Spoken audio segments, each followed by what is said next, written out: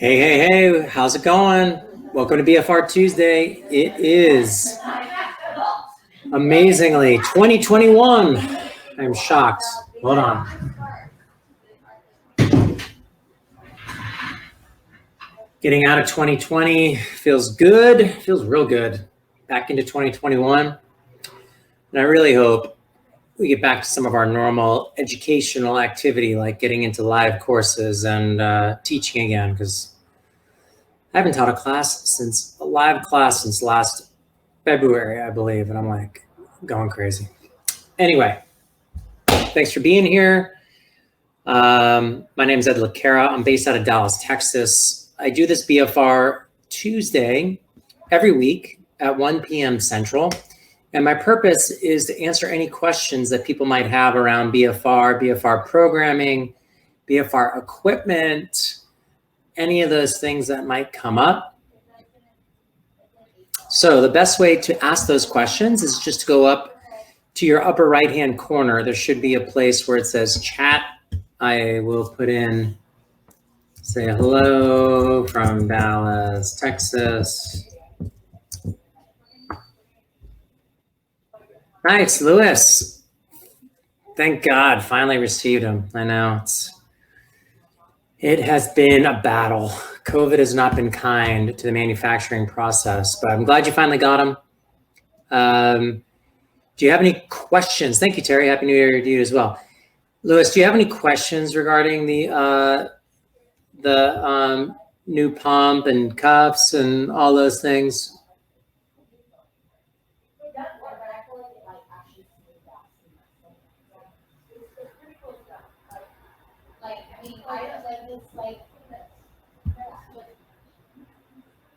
Well, I'll give you a second to answer that. If we don't have any questions specifically, what I'm going to do is talk about a new study that is attempting to get published. I just saw the data this week, within the last week, and they'll be submitting this paper to the Journal of Strength and Conditioning. Okay, sounds good. Yeah, I anticipate a difference with the occlusion type. Yeah, you'll notice a difference. The exercise is going to be quite a bit tougher. So I'm going to kind of share my screen and kind of share what this new study data. Now, again, I want to reemphasize that this has not been published yet. It's in its infancy state. It's going to be submitted for publication here shortly. I'm going to share this so you can see. So this was looking at increasing bench press and back squat. And this was done in football players. I can't say where, but Division I football players. And there was two different groups. There was a subject group, which was BFR, and there was a non-subject group, which was normal training. And so what you will see here is the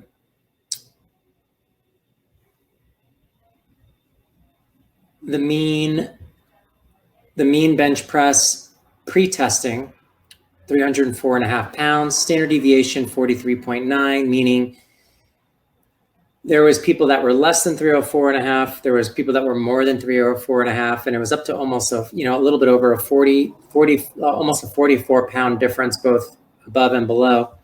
And of course that would make sense because we have linemen that are much bigger, we have running backs and cornerbacks that are much smaller.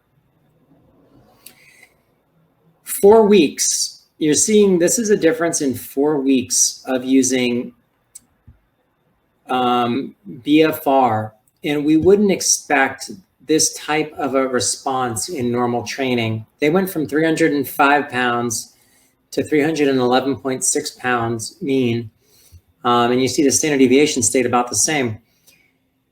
This is significant for 4 weeks of training. Remember, most strength occurs at between 12 and 16 weeks, except for in untrained individuals. These are trained individuals. These are Division I football players. These guys are used to lifting weights all year round, even during the season. So this is a significant increase in just a short amount of time. This was also pre-test, post-test back squat. Look at this number, 416.1 to 440.3. And so you're seeing a significant change in just 4 weeks. They originally wanted to take this data out to 8 weeks, but they couldn't because, unfortunately, COVID hit and they had to shut down. They could only get one data set. Well, they really got two data sets. They got the pre-test, post-test. So I think what we're going to start to see is more and more of these studies demonstrating these improvements. And what's cool about this test and what they did here as well is that this was in a compound lift. This was in a multi-joint lift, both lower extremity and a multi-joint in the upper extremity, both significant improvements. If they would have taken this out to 8 weeks, I would have loved to see what the difference was at 8 weeks and at 12 weeks and at 16 weeks. And what I've recommended to them is that they do even further comparison, BFR, and comparing it to the just the standardized training over the course of that 16 weeks. So very cool stuff, just demonstrating these improvements in strength can be significant and they can be short. 4 weeks to get strength in a trained individual like that is amazing. So hoping to see more and more of these types of studies come out. Any questions regarding that study or anything else that has come across from a usage standpoint?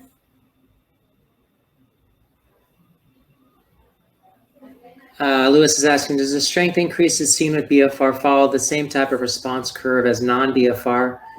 Do the gains plateau? I don't know. And I don't think any study, we haven't seen any long-term studies. We've seen studies of 4 weeks like this one. We've seen 8 weeks. I think we've seen up to 12 weeks. I've never seen anything longer than that. What I would love to see is a full year of training with BFR and what occurs compared to a normal group. So we take a Division I football team in the ACC, let's say, which we would expect to have very similar type athletes from one school to another. One school uses BFR, one does not, and we track the training and what the differences are. I think the big take home is that these were trained individuals. These are guys that have been lifting. They're Division I football players. They're very high level athletes. Those numbers from a change standpoint would be probably double the amount in an untrained. So we can really take people that are untrained or they've been deconditioned due to injury and really accelerate their gains. Do they plateau? I don't know. One of the things that I had emphasized with this study as from a design standpoint is reevaluating the 1 rep max every 4 weeks. Because we're seeing such drastic changes in strength, if we're truly going to train at 20% 1 rep max, well, we need to reevaluate what that 1 rep max is. And if we don't do it regular enough, we will get plateau. Meaning if my 20% of my 1 rep max is, let's say 50 pounds, and that's the only weight I use, and I use that for 12 weeks. If I'm getting stronger at 4 weeks, that weight might only be 10% of my 1 rep max at some point. So it's not going to be a heavy enough load. So reevaluating often and regularly is important if you want to continue to maintain and keep accelerating your gains. So I think that the variety of training can be made by changing up what that percentage of 1 rep max is. Is there a benefit to training with BFR on some sort of an interval? BFR X week, BFR for X week. I don't know. I'm not sure. I don't think we've seen this. We've seen mixed. We've seen regular exercise and then mixed up with BFR exercise. And we've seen benefits with that. We've seen BFR only. I would say, yes, in the same session for sure. Usually BFR is after the normal training session. So I do my CrossFit workout. And then after my CrossFit workout, I do a finisher is what I like to call it, by doing, because we don't really do a lot of isolated exercise in CrossFit, usually with my CrossFit athletes or my Olympic lifters, I'll have them do isolated exercise. They might do a bicep curl. They might do a shoulder to overhead. They might do something isolated in order to improve their overall capacity. So you can do it within the same session to really try to take fatigue to the next level. Now, I think if you're working with an uninjured athlete or a non-compromised athlete, I think you can take them all the way to failure, or at least one repetition to failure. Anticipate a little bit of exercise-induced muscle damage and just give them 3 days of rest, and then you can hit them again. So the only thing that taking to failure does is it requires more recovery time, which I think makes sense just from a training standpoint. But seeing mesocycles and macrocycles change over the course of a year, we haven't seen that done yet. We haven't seen long enough studies to do it. It's just really hard to do studies that long because of fallout. You know, you might have an athlete, they get injured, they can't test one time. You know, fallout is such a large component of scientific testing that, and fallout might be disinterest from the athlete. They decide they don't want to come back to the testing lab. They decide they don't want to keep doing that. I mean, there's so many reasons. That's why we keep studies short typically, unless we're going to do a kind of a after the effect study where the work has already been done. Science is hard. It's hard to make these tests applicable to the clinical setting. So what we have to do is we have to extrapolate the information we take and say, okay, how do we now use this? And then from there, we need to test it and make sure that what we're saying and what we're thinking is actually happening. All right, well, that's what I wanted to share. Pretty exciting stuff. Hopefully this gets published relatively soon. Do you think that using a concentric only exercise we'll see a benefit similarly using BFR, or does BFR rely on both concentric and eccentric? No, not an obscure question. What I know is doing concentric exercise will improve an isolated concentric will increase your hypertrophy more so than a compound. So if I really want to get my biceps stronger or bigger, not stronger, bigger, then I would do concentric exercise, isolated, single joint. If I want to get stronger as an entity, as an organism, I would do multiple compound exercises. I think when we're talking about strength and we're talking about hypertrophy, we have to keep those separate depending on what the goals are. Many people think that there's a correlation, but there's not a direct relationship between size and strength.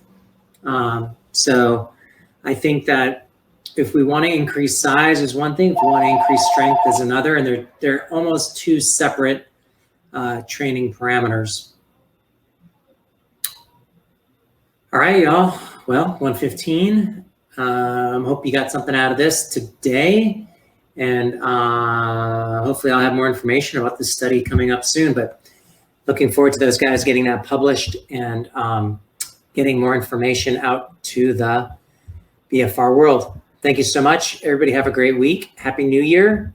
And let's hope that this new year is better than last year. Thanks so much.